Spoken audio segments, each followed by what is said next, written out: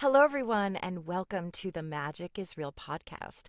I'm Shannon Torrance. I am a psychic medium, and this podcast is a podcast about people who have experienced spiritually transformative experiences with a focus on near death experiences and spirit communication, and really all things metaphysical and spiritual. So, thank you for being here. And in advance, I just want to ask that if you like this podcast or even just this episode, would you mind just liking the video and even just leaving a little emoji below as a comment? Helps so much with the algorithm to get the word out that this podcast exists. Very proud of it, and I hope that you enjoy it as much as I love doing this. So today, I'm very happy to have with me master psychic and business strategist Carrie Cardozo. Carrie was born a psychic and used her abilities in her early childhood, unbeknownst to her. She believed that there was nothing different about her and thought that everyone saw the people and energy she saw daily. It wasn't until her vision started to all come to fruition and tragedy struck that she dug deeper into who she was and what she was meant to be doing with her psychic gifts. Carrie is a clear channel, is able to connect with anything in the energy world, and reads energy with almost 100% accuracy. Thank you so much, Carrie, for taking the time to be here with me and my listeners today. It's such an honor to have you. Thank you for having me. I'm really excited for this. Me too. Carrie, would you mind from starting from wherever you feel comfortable, whatever you'd like Yeah. to share? I'd love to hear about your childhood, your background, your experience as a psychic, and what struck me is in your bio, and we talk about you believe there was nothing different about you, and technically there isn't, right? But you Yeah. are one of the people that's aware of your true abilities and have an exceptional ability. So I'd love to hear your story. Thanks.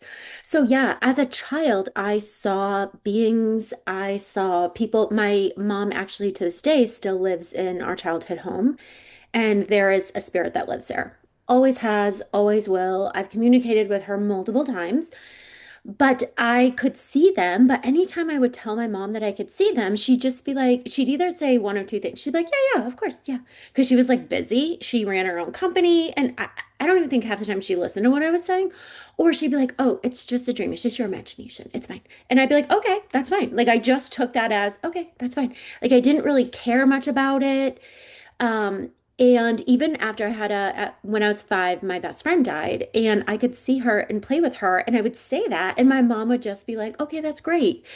So I didn't realize that what I was doing was psychic abilities. Like I was spot on with energy, like I could see things, I knew things about people, and I would see my future. And when I was in my 20s, and then like as a teenager, you kind of just get consumed with teenager stuff. But I had this habit of like not studying. I played piano since I was like 5 years old. I never practiced and I could just magically do it. And I was just like, I'm just good at things, just kind of like it didn't really matter to me. But in my 20s, I had a lot of things that were happening. And I was 28 years old, about to go through a divorce. And I remember saying to my best friend, I don't know why I'm so upset about this because we all know exactly what's going to happen in our life. And she was like, "What do you mean?" And I was like we see it. Like we've already seen it. Like we get to see it when we're younger exactly what's going to happen. So like I knew this was going to be happening. I just don't know why I'm so emotional about it. So like I just need to get over it. Like I already saw this. She's like, "I don't understand what you mean you saw your." I'm like you didn't see your future? She's like, no, how would I know what's happening in my future? Where I had seen my parents get divorced, which was unheard of because they were the couple to be. Like, nobody, it shocked everybody. And I was like, no, like, yeah, of course they're supposed to get divorced. I got pregnant when I was 19. I saw it over and over and over again as a young child before I even knew how you got pregnant. I saw it. At my wedding day, right before I stepped out of the limo, I saw that we would not be together forever. Every single thing. Like I'm talking, I had cancer at 25 years old. I had seen that. And so it shocked me to be a 28-year-old and to hear from somebody else to say, like, we don't see our future. Like, that's not normal because I assumed everybody knew what was going to happen in their life.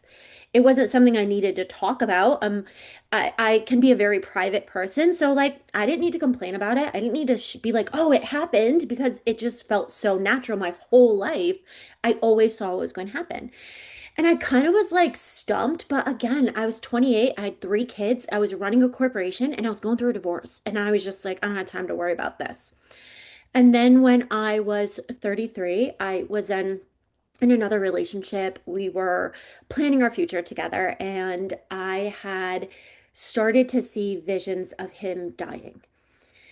And I had been in this space of like, no, no, no, why am I imagining this? Like, why am I thinking about this? Stop. And I'm a very clear channel. Like, I can see very clearly, I see detail. And I was just like, no, no, no, no, no, no, no. And it freaked me out. And one morning I woke up in February, 12 years ago, to find him passed. And it literally set my world into this tailspin of chaos and what the heck is going on. And I could see him, I could feel him. And for once, it became so real because everything else was kind of just like this. Oh, I know things and I can answer questions about business. And I'd answer them and just kind of be like, oh, I don't know where that came from, but whatever. I'd carry on with my life because I was so busy. And this was like hitting a brick wall going a million miles an hour. And it was something that I could not deny. Like, I couldn't deny that I could see him. And there were times that I'd be like, I'm crazy. Like, I'm legit crazy. I'm making this up. And then I'd be like, no, I can see him and I can feel him. And I went to see a couple mediums and psychics that were referred to me. And every time I went, they were like, he's telling us that he only speaks to you, that you can see him, you can hear him, you can feel him. And then they'd be like, and he's also saying, you can help me. Like, you can help me be a better psychic. And I was like, whoa, I don't even know what I'm doing here. It's like driving a car or like doing something that you know you're supposed to be able to do. And people are like, you can do it, but you're just in the space of like, I have no idea what to do. So that was really what started my gifts. And they, because they were so natural, I had a really hard time telling the difference between, okay, what's my inner voice and what are my guides. So about a year after I kind of came to terms with the fact that I'm psychic, I see here, I can do everything. My guides told me ahead of time, they said, we're going to shut all of your abilities off. We're going to block every single one of them. And I was just like, okay, whatever. Like, life's not going to be that different. Life was drastically different. I couldn't, like, I had a medium friend and I would go to readings with her. She'd do like fairs and I would sit there. And I had been to fairs before with her. It was just something like she did them, I didn't. I just sit in, kind of give a little bit of stuff that I saw or whatever. And we'd be sitting there. She's like, you're not getting anything. And I'm like, no, literally no thoughts, no visions. It's just peace in my body. Like, I literally got nothing. It was the weirdest feeling. And when they all came right back online and they did, it was so apparent to me what were my gifts and how I used them and what I was supposed to be doing with them. So it was a very interesting journey, but yeah, really it threw me for a loop when I actually found out that I was psychic. Oh my gosh. Well, so many questions about that. And this is kind of unrelated, but I just wonder when you can see your own future, how do you not live in fear? If you knew when you said you stepped out of the limousine and you suddenly were like, well, this isn't going to last. Yeah. Or do you just go through the marriage and think, well, we do our best and right now this works, or I'm going to get cancer. Is there Yeah, fear there, or is it just matter of fact for you? it's just matter of fact. So one of my things that I know and I always teach, and it had, and I think I learned it through this way, is that as a young kid, when I was seeing these things, I had no emotion around them. Hmm. And it's one of the things, like if you're channeling and you feel fear, most of the time it's probably not channeling. It's not. It's your Yeah. own mind filling in the blank. Because in all of these situations, even when I was watching my fiance pass, I was just kind of in this peaceful state, just watching. And then I would like the vision would go and I'd be in the real life. And in that situation, I was like, why am I thinking about that? Oh, like that's a terrible thing to think that he's going to pass. And I would just continue on with life. So in Hmm. those situations, I didn't actually realize 100%, it didn't click with me that I was watching my future and there was no emotion around it. So I would see it, but then I'd be like, okay, whatever. And I would just continue on with life. So it wasn't, Okay, now we're back. okay, There was, I feel like spirit intercepted that that's because it was okay. so, when you said, let's just backtrack to Yeah. with your husband, Yeah. that you knew was going to, or you had visions that he was going to pass. Yeah, so when I would see that my fiance was going to pass, and I would watch it, and I had them for probably a year before he actually passed. I was never given an exact time, but every single time I saw it, it was like a different scenario, but the end result was I was standing at his funeral. And every single time I was just kind of like, why am I thinking about this? Like, why is this in my head? But when you see these things that are meant to happen and your soul knows they're meant to happen, it doesn't bring an energy of fear until your human kicks back in. But in those situations, I didn't think of myself as psychic. So I literally was just like, why am I thinking about this terrible thing? But even still, I didn't have fear around it. I really Mhm. didn't. And so it was even now to this day. So now I do still see my future. And it's one of those things that even when I see it, it's almost like, hey, you need to know about this and this is what's coming. And because I totally trust my journey and in the daily life, so in the day to day, I'm not constantly like, oh my God, this is gonna happen, this is gonna happen. I get involved in my daily life. I'm living it. It feels really good. But I just know that something's gonna happen. But because it's told of me, it's not a thought of mine. It's like me telling you something. And so oftentimes, like last year, uh, I do energy readings for the year and I do a big global one that anyone can watch. And then I do personal ones and I always do one for myself. And when I did it in November of 2024 for 2025. And in November 2024, they said, someone's going to come back into your life. And it's not going to be the way that you think, that you're thinking right now, because I get full on conversations with my guides. It's not words. And they said, but you need to know that it's all working out the way it's supposed to. You're not going to like that this person came back in, but just go with it and you have to trust and we're going to guide you along the way. And I was like, ugh, I can't believe this person's coming back in. But then I just live my life again because it's something that somebody told me.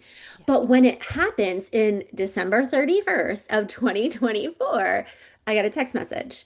And as soon as I got it, I was like, darn it, they said this was going to happen. But again, because it's not my thought, I'm not constantly thinking of it. It's something that somebody told me. But as soon as I got it, I was like, this is supposed to happen. So I'm just going to trust how it's unfolding. I'm going to trust this process and it always works out. So it's almost like they give me a heads up and then I continue to live my life, but when it unfolds, I'm like, "Oh, knew this was going to happen. This is how I'm supposed to handle it."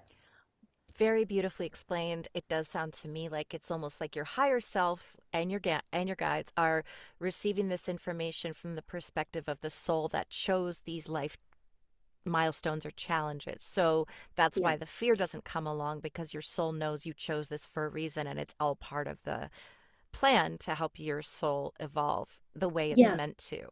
Yeah, Um, exactly. yeah, and with that in mind, what do you think the role of free will is in our timeline?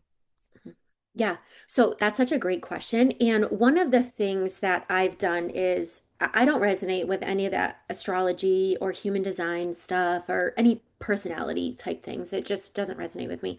So back in 20, I don't know, 2020, 2021, I channeled one related to specifically souls. And there are five types of souls that come into this world for different reasons. And in those types, it also explains how much free will people have. And everybody has a different level of free will depending on what they're supposed to experience in their life. Some people have a ridiculous, I call them frequency handlers. They have the most amount of free will. They literally didn't have anything planned. They can choose anything and everything. Now, there are things that are more aligned with their soul and things that are more aligned with like human desires. And then there's others that have less free will. But in and how I explain it is that our soul decides ultimately it's all free will in the sense that your soul plans your journey here, plans milestones, plans experiences, will plan interactions with people, interactions with different people, just a set interaction that could be with like six different people. And it's literally whoever shows up at that time. And so I look at it as I'm always working in alignment with my soul, and my soul's guiding me. And my human gets to decide, do I do what my soul is sharing with me, or do I just totally go against it and do whatever I want? And we get to, so our soul has a plan. Our ego and our human desires can have a plan as well. And if it's something that's fated, for me, I explain fate as unavoidable. It's like my fiance was going to pass no matter what at that time. And it wasn't the year he was passing, it was the amount of time that we spent together. And so it was very interesting. So he was always going to pass, but how he passed depended on actions he took and the things that he decided in those moments. And in my fiance's place, in his issue or his situation, I all weekend long, I knew something was wrong. We had spent the weekend together and we had actually spent the weekend up at a hospital because his dad had had surgery. And all weekend long, I was like, I should say something. I think there's something wrong and I should say something. And I constantly kept feeling like, no, I'm not supposed to say anything. And I didn't. And I left it up to him. I knew if I had said he hadn't been feeling well, he would have been really upset with me if I had. And I was like, it's not my place to like share his business with everybody. And so I didn't. And we were supposed to stay over another night. And he looked at me and said, I want to go home. And I was like, cool, let's go home. And so we had driven 6 hours back home. We had gotten home. We laid in bed. All of our children, we have 5 children between the two of us, were away. The dogs were away. He lay down, and the last words he ever spoke were, I love you, Carrie. On that way home, we spoke about every single thing we possibly there was nothing left unsaid. I have literally no regrets. I don't have any fears, no worries, nothing regarding that because we both trusted where we were guided. Now, if I'd put up a fight and been like, I don't want to go home tonight, we're not going to go home till midnight, and we've stayed there, it would have been a very different scenario in his passing. So, and that's how I explain like free will. Our soul is always going to guide us on our highest journey. If our human can let go of control or wants or desires and literally align with the soul, we still have our free will, but the soul lines things up perfectly. If I had said something and I channeled on this because I was really upset because I had mentioned a couple times of things we could have done. I was like, I worked in a medical office and I was like, let's just go to the medical office. I want to hook you up to the EKG machine. And he was like, no, I'm not going to. I respected that. I didn't push it, even though I wanted to. I could have said something to his mom that he was having chest pains. I didn't. And he had told me another medium had confirmed this. I didn't tell her, but she had just spoken it because I was skeptical. He said, if you had stopped this, I would have been in the hospital on a life support machine and you would have had to pull the plug. Here, you didn't have to Mm. because we just followed. So we both had our free will in those moments to say anything, do anything, involve any other person. But when you can tap into your soul and you can align like no fear, you just follow what you're guided to do, even if your human is like, oh, it normally works out beautifully and it works out the way it's supposed to. That makes so much sense to me and resonates with my soul. With that in mind, what do you think about our ability to manifest? So I love this question actually because we do see a lot of manifestors out there or people who focus on manifesting and they say, you can literally manifest anything that you want to. And I actually don't agree with that based on so much communication with spirit based on my reading of just the purpose of our souls here, there are souls who are literally just meant to be here and manifest the junk out of life. They can have anything they want. They're phenomenal with it. And that's part of their purpose. That's part of the experience that they're having here. And then there's other souls that manifesting is much more challenging because they're not supposed to be focusing on it that way. Maybe they're here to really bring big insight into healing. Maybe they're here to bring awareness into something that needs to shift within inside the world. So this idea that every single person can manifest billions of dollars or whatever they want, I just don't see it that way when we're looking at individual souls. We don't come here just to manifest anything we want to. We come here in order to have a really unique experience. So, yes, we can all manifest, but the level at which we can manifest those kind of like human desires really does depend on your experience here and what your soul came here to actually experience, what your soul really desires. In my manifesting course, I actually teach soul aligned manifestations. So we understand what the soul is actually wanting. And then because most of the time we manifest huge amounts of monies, and I work with 7, 8, and 9 figure entrepreneurs. And I cannot even tell you how many people, and I'm in this boat of like the money doesn't bring me fulfillment. So we all might think we want money, fancy cars, big houses, but like yes, can it make life a little bit easier? Sure, but when your fiance dies, it doesn't matter how much money you have or what kind of car you drive, like life's not easy. And so it really is about soul fulfillment and what's actually fulfilling the soul. So I teach my students to tap into what their soul is asking for. That brings fulfillment. And oftentimes it brings the money and the material items and the support and safety that humans actually thrive for, that we need. So that's how I look at manifesting, a little bit I different. agree with that. I think there have been times in my life where I can see what I manifested, and they're all of the things that have been really good for me. Yeah. And still, there are things I still feel need, I want to be more secure, for example, around money. I just don't want to have, if I had a few $1 million right now, I would still choose to live in a little creaky old house with leaks in the roof because I like old creaky things, and I so still would thrift everything. But the goal would be that I just don't have to stress about money anymore and I can give freely.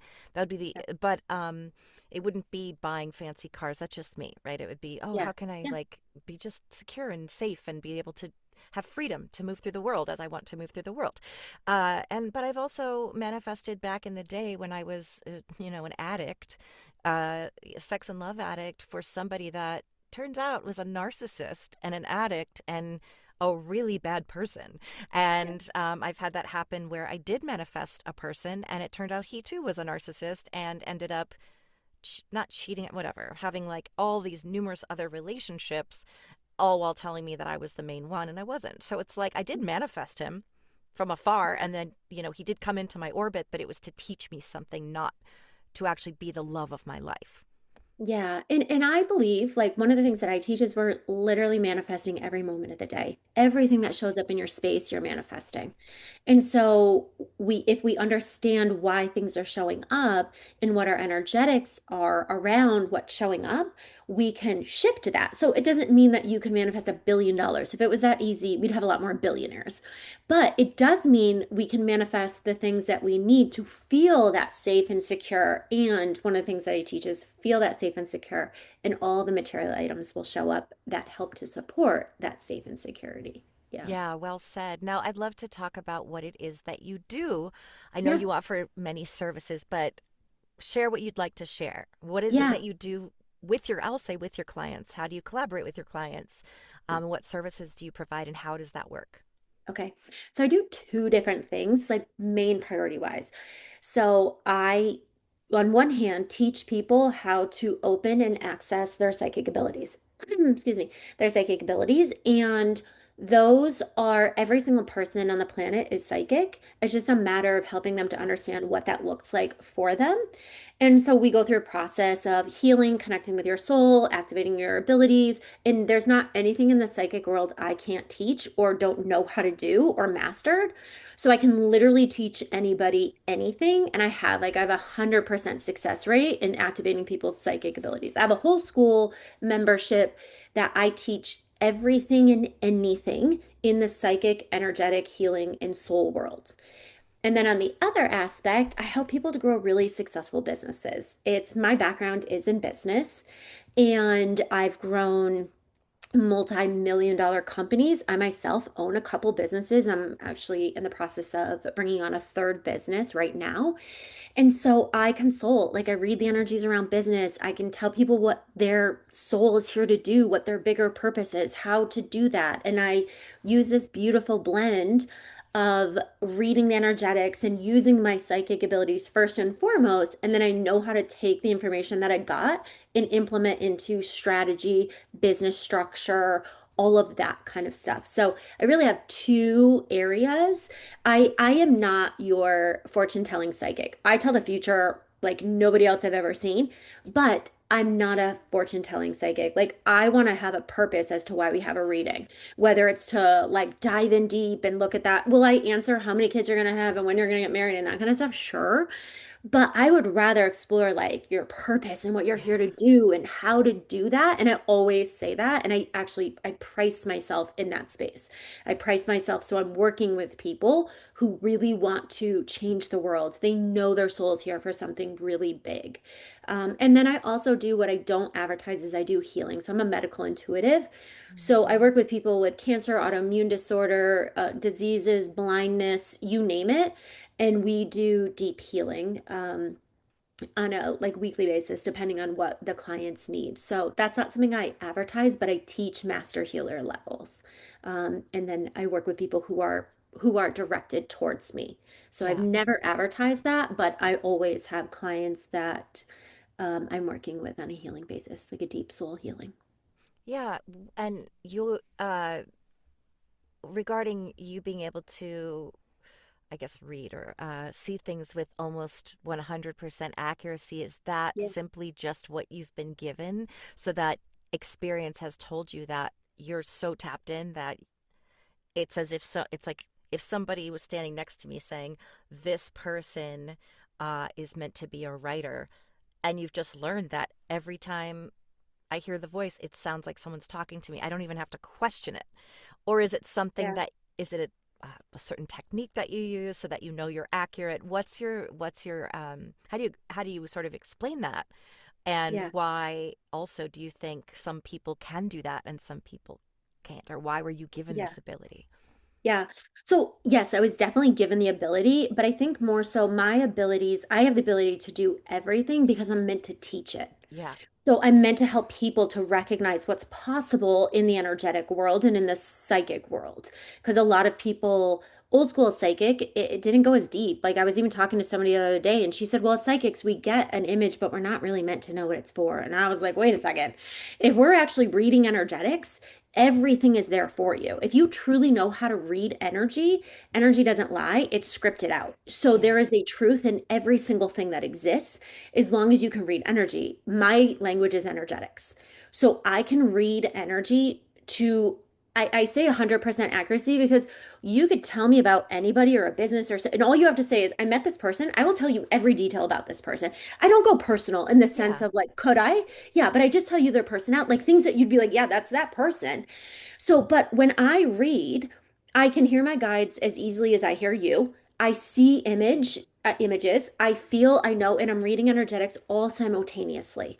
So it's like watching a movie for me. And then I also know how to manipulate the energetics. So that means that if there's three possibilities that I see, I can see which one's going to unfold for what reason and what actions you're going to take in order for that to unfold and the possibility, like the potential around it. So it's very diverse and it's like looking at this.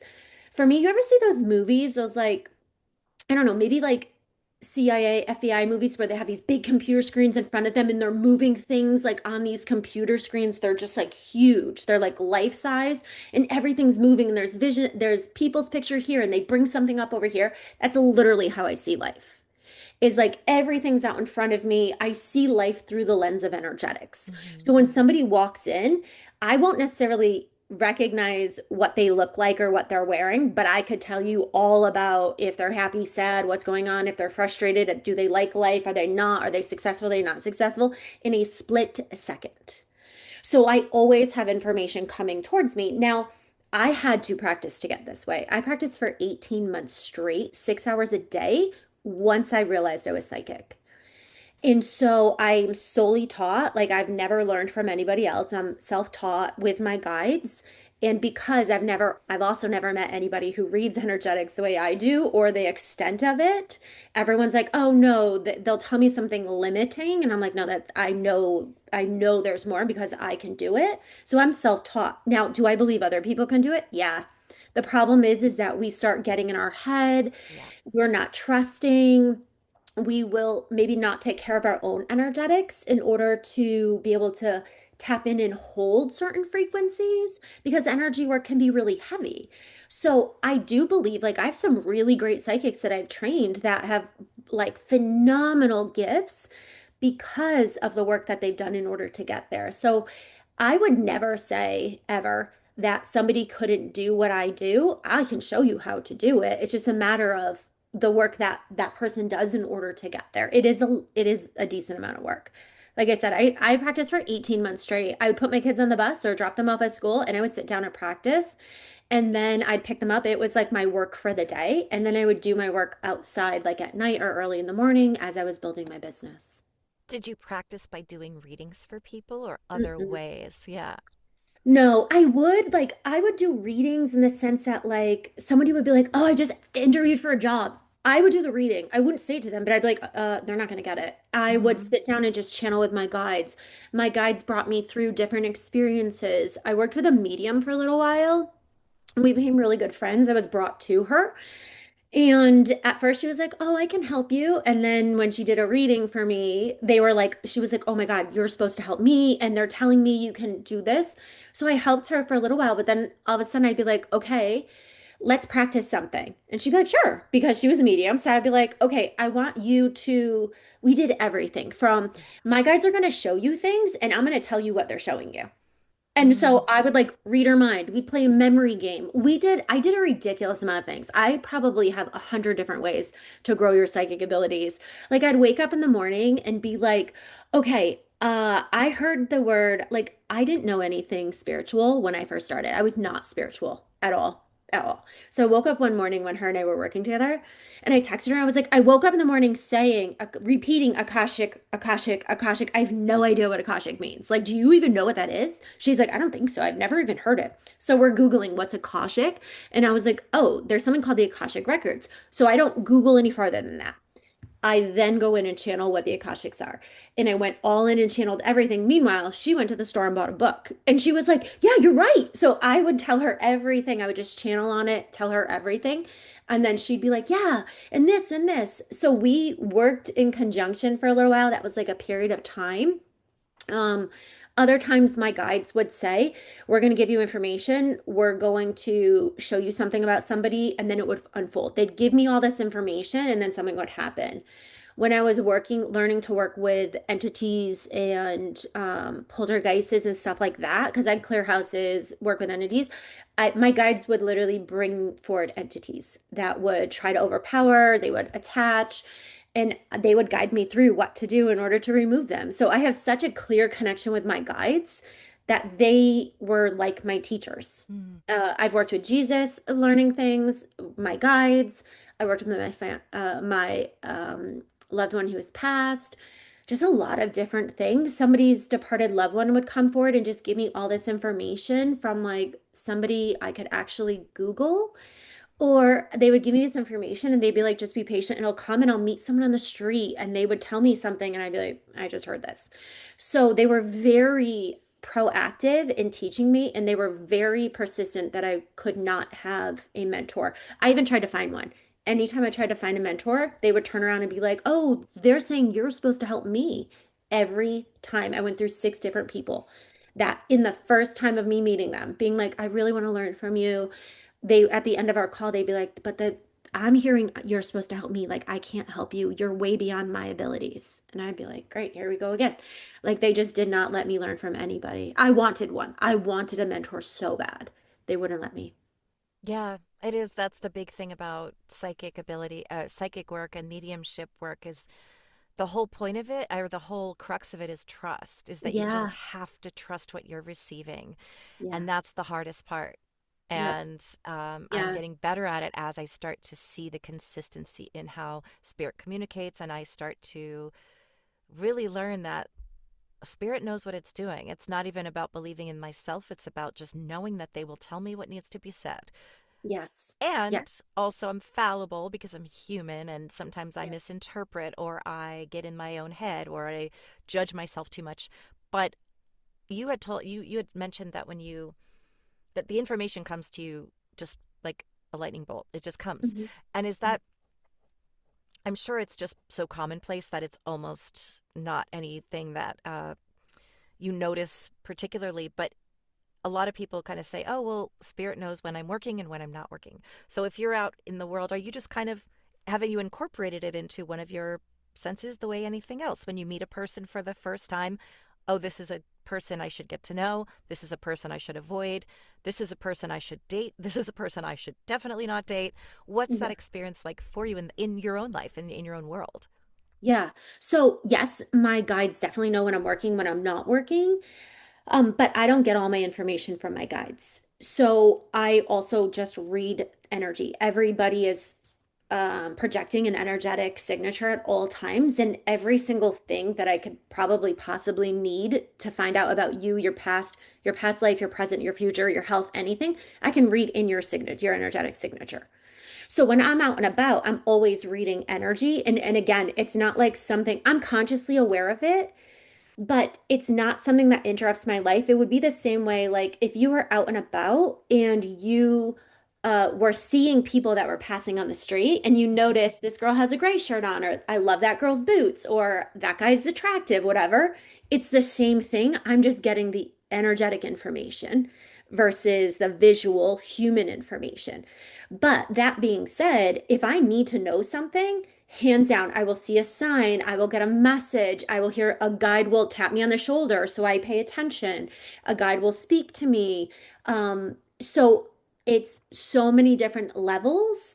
But on the moment to moment, I can always tap into my guides. Like if I'm like, is this, they will literally be right there to answer a question. It's like walking around with people to consult with every single moment, but they're super quiet unless I absolutely need something that they need me to see that I didn't see on my own.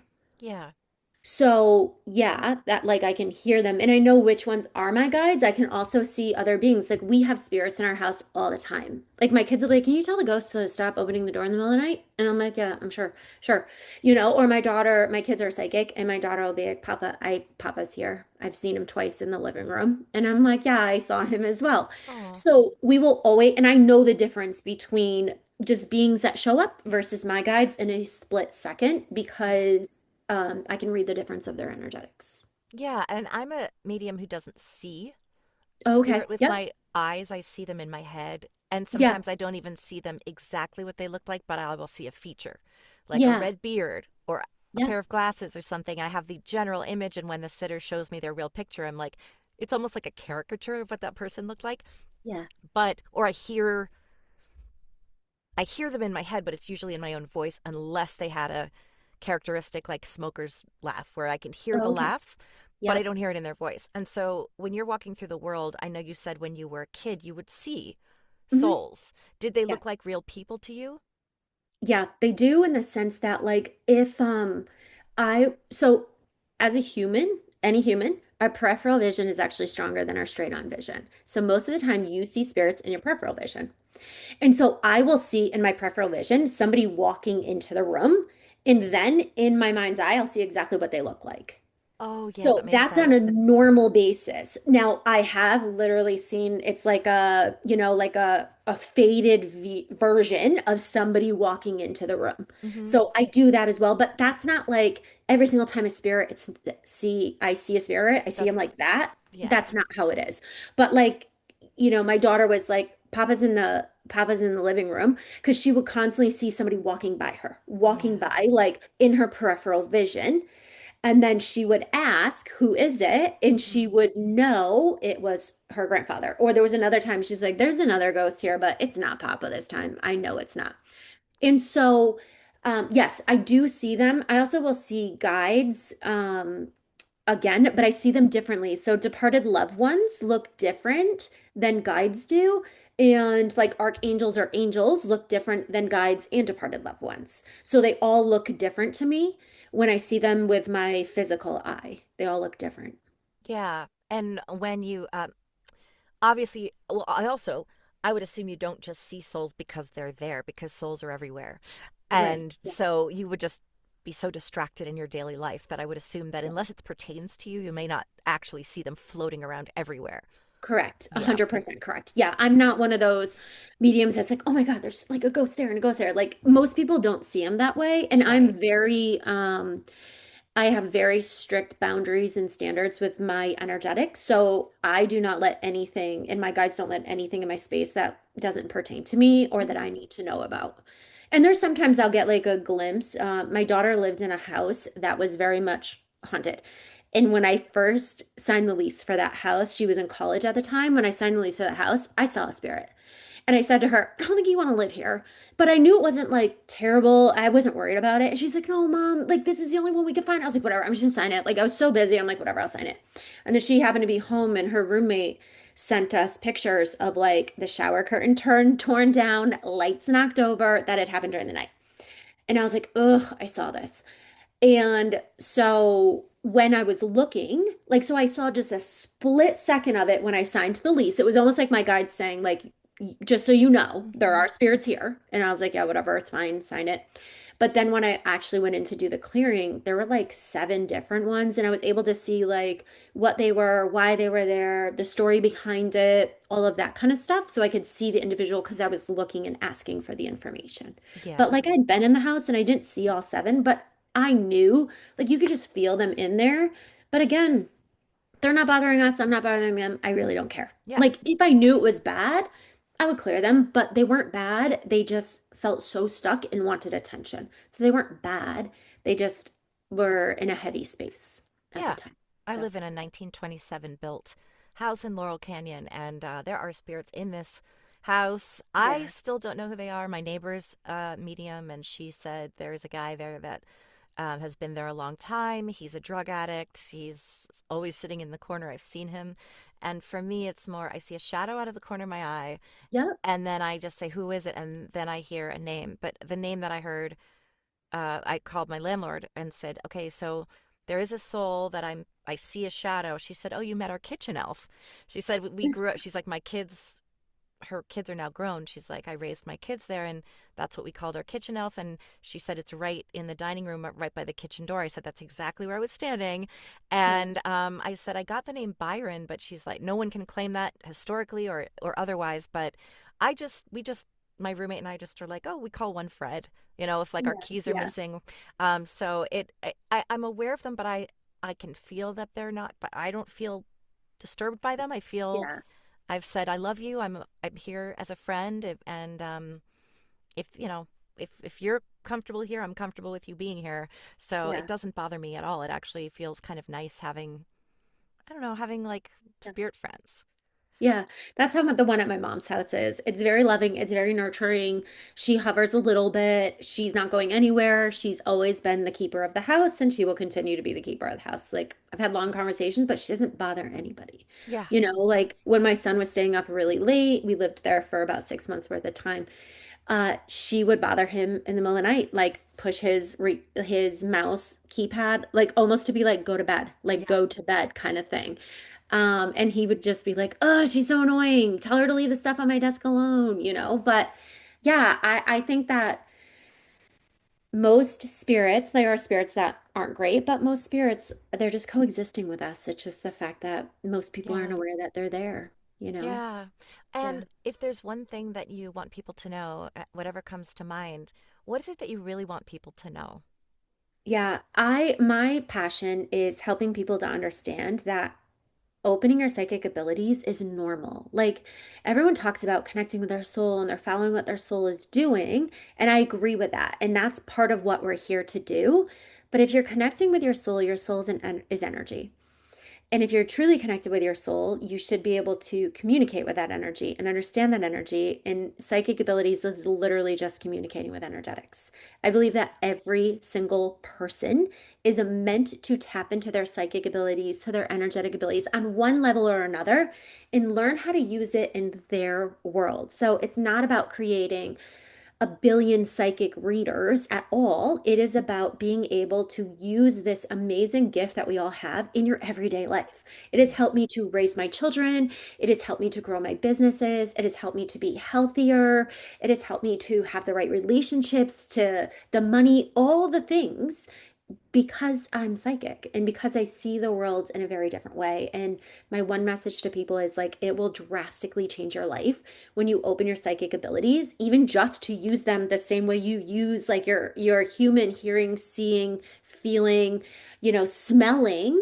You just get to see life in a very different way. And it really does change your entire life when you open your psychic abilities. Yes, that's why this podcast is called Magic is Real, because once I realized my own abilities and was aware of them, my whole life changed and realized that we are living in a magical world. It can be a very, very hard world, and a lot of ugly things happen in this world. And yet, as an energetic being, there's so much magic around us every day. And if it's that kind of thing, if once you're aware of it, everything changes. The way that you perceive the world, the way you go through the world, the way you see signs every day that are just astounding. And you realize that you're in constant communication with the spirit world, whether you're aware of it or not. But when you become aware of it, so much opens up for you. And it's helped me too with being healthier, more at peace, content, able to deflect the negative, so that it's not drowning me. So I just appreciate you coming on and sharing your insight. I'm going to have your links below where we can reach you, work with you.